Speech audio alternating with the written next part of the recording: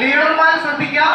ഓരോ ആൾക്കാർക്ക് പറയാനുള്ള സജഷനും കാര്യങ്ങളൊക്കെ ശ്രദ്ധിക്കണം. ഓക്കെ, ആരാണ് ഏറ്റവും നല്ല പോയിന്റ് പറയാൻ അറിയില്ല ആ രീതിയിൽ എന്തെങ്കിലും സജഷൻ ഉണ്ടെങ്കിൽ ശ്രദ്ധിക്കുക, അതിനനുസരിച്ച് അത് അറേഞ്ച് ചെയ്യാം. Okay, ready?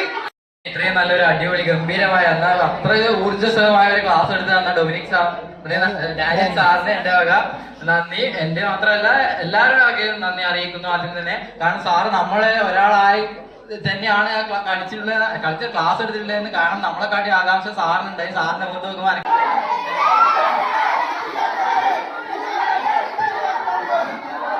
ഏറ്റവും കിട്ടും സെഷൻ ഇതാണെന്നെ പറയാൻ പറ്റും.